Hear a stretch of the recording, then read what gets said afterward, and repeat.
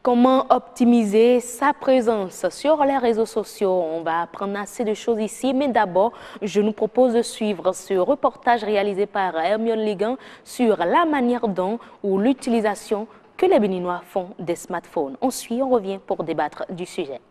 Incontournable outil de communication, le téléphone portable sous sa forme évoluée, le smartphone, occupe une place très importante dans la vie quotidienne de ses utilisateurs. Avec le smartphone, je communique bien avec mes amis, que ce soit à l'étranger ou au pays. Ça me permet, si je suis bien sûr sur les réseaux sociaux, d'envoyer les audios, de recevoir des vidéos, envoyer ma photo et tout. Ça me permet de faire mes montages d'affiches, des montages d'images, voilà, regarder parfois la télévision, des clips, vidéos, avec YouTube, plein de trucs. Franchement, je ne sais pas si je peux m'en débarrasser, quoi. Ces smartphones offrent une multitude de fonctions et d'applications. C'est vrai que c'est comme une idole, pardon, parce que même dans ce que je fais comme boulot, ça m'est indispensable. J'ai téléchargé le métronome qui me permet de jouer les instruments de musique. J'ai téléchargé de la guitare virtuelle qui me permet de jouer la guitare. J'ai téléchargé plein de trucs qui me permettent de travailler, les notes vocales, plein de trucs qui me permettent de bosser, quoi. L'avantage qu'il y a dedans pour une artiste comme moi, c'est que tu es tranquille chez toi et on te voit partout. Malgré leurs nombreux avantages, les smartphones favorisent certains comportements négatifs au niveau de leurs utilisateurs. Ces gens de téléphone ont des conséquences parce que souvent il y a des boulots que je dois faire, des travaux que je dois faire et je n'arrive plus parce que je me concentre plus sur mon portable et souvent il y a beaucoup de choses que je n'arrive plus à faire et ça me fait beaucoup reculer, quoi. Bien sûr que les téléphones portables ont des conséquences, pas une conséquence, parce que déjà, on est devenu esclave des smartphones. L'utilisation des smartphones procure certes du plaisir, mais il faut savoir en faire un usage judicieux. Et voilà, merci Hermione Ligan, retour en plateau. Et comme certains nous appellent si affectueusement, nous sommes de la génération tête baissée, toujours comme ça. Il y a toujours quelque chose qu'on écrit, qu'on envoie à quelqu'un ou qu'on lit à travers les réseaux sociaux grâce à nos smartphones. Et sur ce plateau, comme je le disais, Monsieur Michaela Biotokoworu, consultant international en data science, pour nous permettre d'optimiser encore plus, je dirais, notre présence sur les réseaux sociaux avec les smartphones. Monsieur Tokoworu, merci d'être avec nous. Merci, Eros. La pleine forme ce matin? Toujours. D'accord, ça fait plaisir de l'entendre. Et vous serez reçu par Ronald Robinson, avec un gabi bien brillant, très joli. Bonjour, Rose. Vous portez bien? Super bien. La Tabaski, c'était hier, hein? Vous n'êtes pas musulman ou vous êtes reconverti pour l'occasion? Non, pas du tout. Ce qui est sûr, comme ça se partage la viande, vous avez également eu votre part, hein? Non. En tout cas, moi, j'en ai consommé, hein? Même s'il faut en consommer avec modération, la viande, bien sûr, j'en ai consommé. Là, ce qui nous réunit ce jour, c'est les smartphones. Tout à fait. Comment optimiser sa présence sur les réseaux sociaux grâce non seulement à ces smartphones, aux ordinateurs, comme on le sait. C'est devenu presque une drogue, hein. Ces outils. Et comme l'a dit quelqu'un, on perd la notion de temps avec ça. Tout à fait. Même, on perd le relationnel. Hein. C'est ça. Voilà, avec ces outils, ça nous robotise, ça nous zombirise, si on veut dire. Avec le docteur Bio Michaela Tokoworu, consultant donc en data science, ingénieur de télécom, nous allons donc un peu savoir si vraiment on peut faire du chiffre avec les réseaux sociaux. Alors, docteur, déjà, commençons par définir ce que c'est qu'un réseau social. D'accord. Donc, merci Ronald pour cette question. Et l'introduction sur les smartphones édifie bien le sujet. Donc, tout simplement, un réseau social, c'est défini comme une plateforme qui réunit un ensemble d'individus qui ont des interactions sociales fréquentes. Voilà, c'est un peu vague, c'est pas précis, mais grosso modo, c'est ça un réseau social. Alors, il y a beaucoup de réseaux sociaux, hein, on le sait, hein, mais ici on est dans le monde des affaires. Et on veut savoir si le particulier, tout comme l'entreprise, peut véritablement avoir un intérêt à être sur ces plateformes. Quels sont les principaux réseaux sociaux que vous pouvez nous donner? Donc il y a plusieurs, comme vous l'avez dit, il y a plusieurs types de réseaux sociaux. Ben, les plus connus, on va dire, premièrement, c'est Twitter, qui est plutôt un réseau social de petits messages, des tweets, 140 caractères, comme des SMS, mais qui a réussi à se positionner comme un réseau social à caractère officiel. Donc, généralement, les tweets de Ronald sur Twitter sont plutôt considérés comme officiels. Un politicien qui envoie un tweet, c'est considéré comme un canal de communication plus ou moins officiel. Voilà. Donc, il y a Twitter, il y a Facebook que nous utilisons tous. Voilà, c'est plutôt le réseau social commun où on partage tout. On y met tout. On y met tout, voilà. Il y a aussi bien des tweets, on va dire, des courts messages, des messages assez longs, des vidéos. Donc, c'est le réseau social commun où on met tout. Que tout le monde utilise, on va dire. Et il y a après des réseaux sociaux plutôt professionnels tels que LinkedIn, où c'est pour se faire du relationnel. Par exemple, sur LinkedIn, c'est pour voir des opportunités d'emploi, c'est pour créer des communautés de profils similaires, voilà, c'est pour évoluer plutôt professionnellement. Après, il y a beaucoup d'autres sérieux. C'est beaucoup plus sérieux, c'est relatif, mais c'est beaucoup plus professionnel. On va utiliser plutôt ce mot-là. Parce que voilà, sérieux, c'est relatif parce qu'il y en a, on va passer à la suite, on va voir, il y en a qui utilisent aussi Facebook à des buts professionnels. Donc ça peut avoir un intérêt. Après, il y a des réseaux sociaux qui sont plutôt privatifs, en griffe, tels que WhatsApp. Donc, c'est des petits groupes, c'est moins public. Moins ouvert. Moins ouvert, voilà. C'est des petits groupes qui échangent, même si ces infos sont quand même stockées sur un serveur, le même serveur que celui de Facebook. Mais on a quand même l'impression que c'est plus privatif. Voilà. Après, on a des réseaux sociaux aussi thématiques tels que YouTube. Moi, je le considère comme un réseau social. C'est un réseau social de vidéos parce qu'il y a des interactions, il y a des likes, il y a des vues des vidéos. Il y a Instagram pour les photos et plein d'autres. Donc, ça, c'est les principaux réseaux sociaux qu'on peut rencontrer aujourd'hui. Alors, en matière d'affaires, est-ce qu'il y en a qui sont plus utiles que d'autres? En matière d'affaires, oui, ça dépend. Parce que déjà, parlant de LinkedIn, par exemple, aujourd'hui, la plupart des entreprises qui recrutent scrutent les profils sur LinkedIn. Donc, parlant d'utilité dans ce sens, oui. La plupart des offres, des communautés, des échanges techniques, moi, par exemple, c'est mon réseau social préféré, LinkedIn. Je ne passe pas une journée sans passer 4 fois sur LinkedIn. Voilà, parce que dans ma communauté de thématiques, je trouve des sujets intéressants, je discute avec des experts, des spécialistes, et je vois qu'il y a des opportunités et tout qui se créent. La plupart des RH utilisent ce genre de réseau. Après, en utilité aussi, tous les réseaux sociaux sont utiles parce que derrière, le réseau social, l'avantage, c'est qu'en créant des relations sociales, elle crée une certaine audience. Donc on verra comment le monétiser, mais la plupart des réseaux qui arrivent à créer de l'audience sont utiles. Donc tous sont utiles. C'est ça.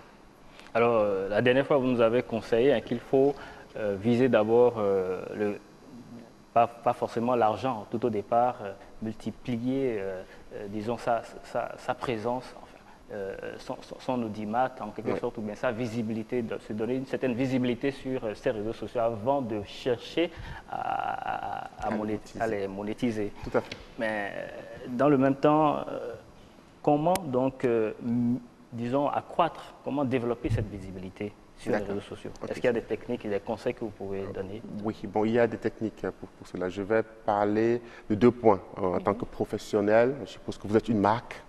Vous avez une page Facebook de votre produit, vous le développez. C'est un premier point que je vais parler rapidement. Un deuxième point, vous êtes un particulier, vous souhaitez avoir de l'audience, on va dire. Donc, si vous êtes une marque, déjà, il faut créer, il ne faut pas être sur plusieurs réseaux sociaux en même temps. Ce n'est pas la peine de créer une page Twitter, Facebook, tout ça. Ça n'a pas d'intérêt, oui. Parce que c'est de l'audience que vous dispersez. Donc, il faut se concentrer sur le réseau social où vous avez plus votre public cible. Et généralement, c'est Facebook parce que c'est plus ou moins fourre-tout. Donc, dessus, il faut pouvoir communiquer de façon régulière, de façon ludique. Voilà, il faut avoir un style de communication sur ces réseaux sociaux pour attirer. Il faut pouvoir faire. Là, par exemple, hier, c'était la fête du tabaski. Voilà, il fallait communiquer dans ce sens-là.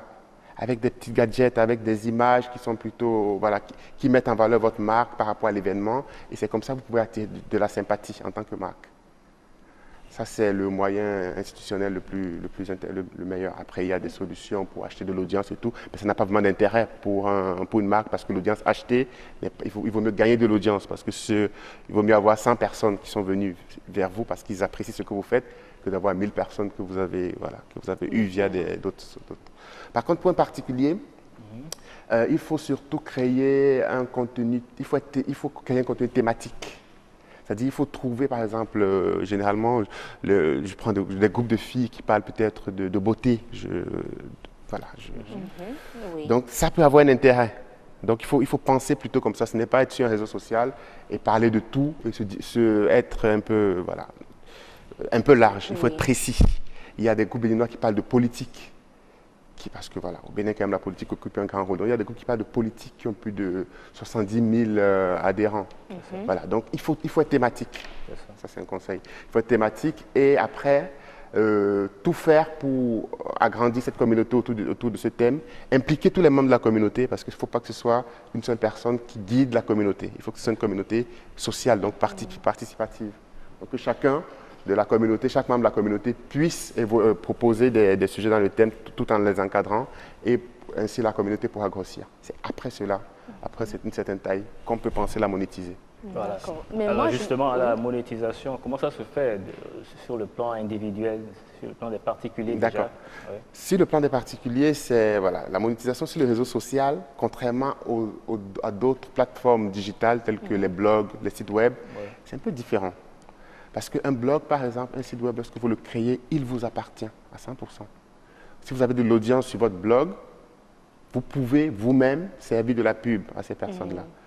Donc, pour résumer, la monétisation se fera généralement par des contenus sponsorisés qui vont passer sur votre réseau social ou sur votre blog. Je prends par exemple le cas de Twitter. Lorsque vous avez un certain nombre de followers sur Twitter, il y a des agences de publicité en ligne tels que Sponsor Tweet, vous pouvez vous inscrire et eux, ils vont vous servir sur votre tweet, sur votre mur, on va dire, des tweets sponsorisés. Et plus il y a de l'affichage, plus il y a des personnes qui regardent ces tweets sponsorisés, plus ça vous rapporte. C'est pas grand-chose, c'est peut-être 0,0. C'est facile, tout le monde, tous ceux qui ont un compte Twitter peuvent le faire. Il faut avoir combien de followers pour véritablement... Voilà, ces agents, justement, ils sélectionnent les followers qui les intéressent, on va dire. Ils sélectionnent les personnes qui les intéressent. Voilà. Bon, aujourd'hui, il ne faut pas être dans la moyenne, on va dire. Il faut être plus que la moyenne. Donc ça, c'est du point de vue mondial.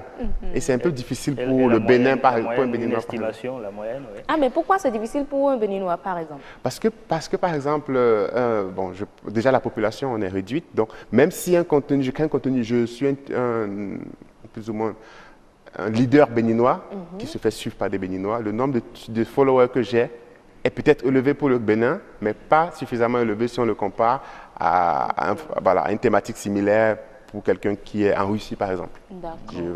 Juste l'effet de la population. Hein. Donc, du coup, ce que moi je conseille aujourd'hui, c'est de se rapprocher plutôt parce que ces solutions, mettre des contenus sponsorisés, que ce soit des tweets, des vidéos sponsorisées, voilà, tout ça, il y a des agences publicitaires.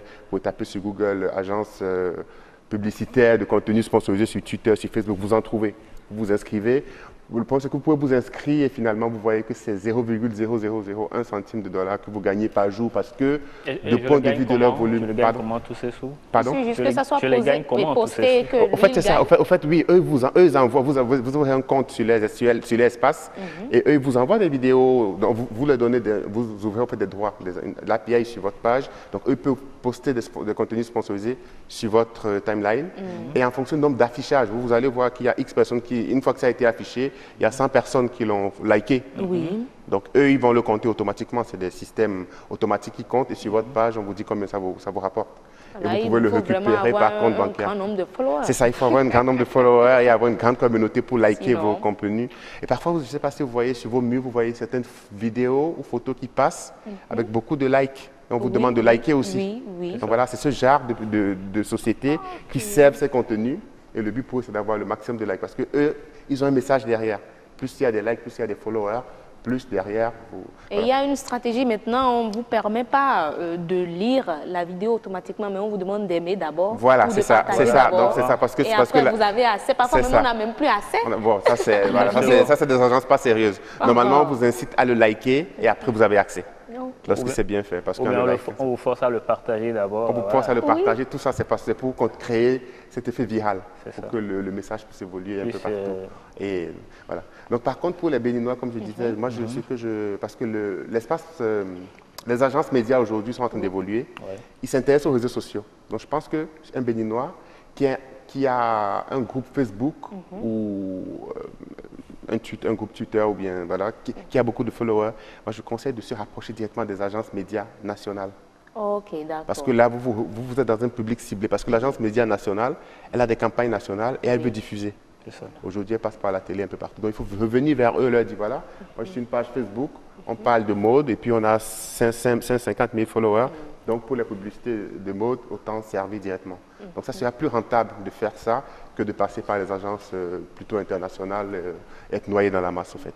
Et dans le même temps, vous refusez qu'on n'ait que quelqu'un. Moi, par exemple, j'ai un compte Twitter, une page Facebook et tout le reste. Non, en tant que particulier, vous pouvez. C'est une entreprise qui n'est pas trop conseillée parce que l'entreprise a besoin de si vous êtes assez célèbre, heureuse, heureuse par exemple, elle peut avoir une page et avoir autant de followers sur chacun parce que c'est une star. Donc voilà, ça peut être. D'accord. Alors, docteur, pour les entreprises, on sait que de plus en plus, c'est une opportunité pour elles aussi d'être sur les réseaux sociaux, surtout qu'avant c'était l'apanage des multinationales. Aujourd'hui, il y a une véritable opportunité. Et certains disent même que c'est un moyen très efficace. En quoi c'est efficace véritablement? C'est très efficace déjà parce que c'est simple. Aujourd'hui, pour créer une page Facebook d'une marque qu'on vient de créer, c'est en quelques minutes. C'est très efficace parce que c'est interactif. Donc, vous publiez un contenu, vous avez rapidement le retour, en fait. Est-ce que c'est liké? Est-ce que vous pouvez le comparer? Contrairement, avant, il fallait un site web. Le site web, il faut installer une solution d'analytique, se connecter sur Google Analytics, vérifier. Voilà, c'est simple. C'est aussi simple parce qu'il y a un effet viral. Lorsqu'un contenu marche, il est diffusé dans plusieurs groupes. Et voilà. Et c'est aussi intéressant parce que ça rapproche vraiment. Ça rapproche la marque de son utilisateur. En fait, l'image de marque est rapidement reçue par l'utilisateur final. Voilà, donc ça, c'est un peu les avantages de ces réseaux sociaux qui, pour moi, aujourd'hui, toute marque doit être présente. Et c'est le même mode de rentabilité pour les entreprises aussi? Non, pour les entreprises, c'est plus conquérir de nouveaux clients, en fait. C'est plus généralement ça, parce qu'une entreprise, supposons que vous partez sur la page d'une entreprise et vous voyez des liens sponsorisés, ça ne fait pas sérieux, on va dire. Vous attendez à voir que de l'image de cette entreprise. Donc en fait, c'est un moyen aujourd'hui pour conquérir un nouveau segment qui est la jeunesse aujourd'hui, qui est plus sur les réseaux sociaux, de communiquer directement avec cette jeunesse et de pouvoir agrandir son chiffre d'affaires et c'est différent. Mais on remarque quand même et parfois que vous allez sur la page professionnelle de quelqu'un que vous connaissez et on met le dernier post, ça date d'un an ou parfois même de plusieurs mois. On se demande même, la page professionnelle est créée pourquoi? Comment faire pour être sur cette page-là automatiquement? C'est une grave erreur.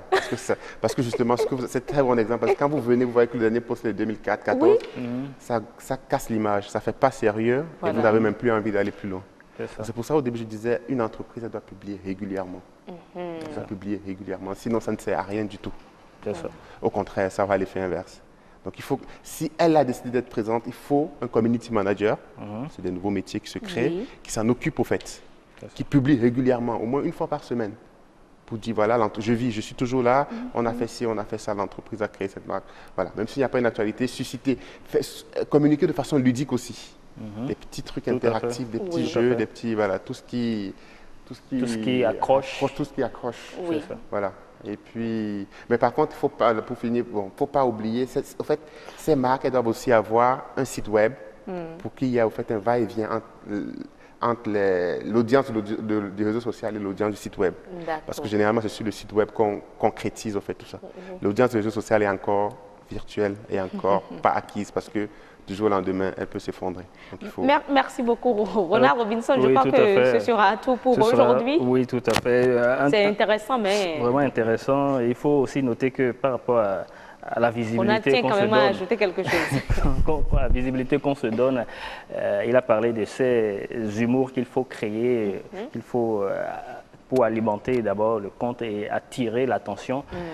Quelqu'un recommande par exemple le principe de 80 sur 20, c'est-à-dire 80% de publications destinées à attirer et à informer les followers et 20% seulement pour les besoins de communication marketing direct. Voilà. Tout à fait. Voilà. Vous confirmez cela? Je confirme, oui. Ok, merci beaucoup. On contacte déjà pour ceux qui cherchent un manager ou community manager. Bon, moi, je ne suis pas vraiment community manager. Voilà. International en data science. Voilà, donc je suis toujours à mon numéro de France, donc le plus 33, 647, 33, 56, 85. Voilà. Ok. Ah, déjà, affiché. Merci beaucoup à la réalisation. Je suis joignable à tout moment et on peut discuter.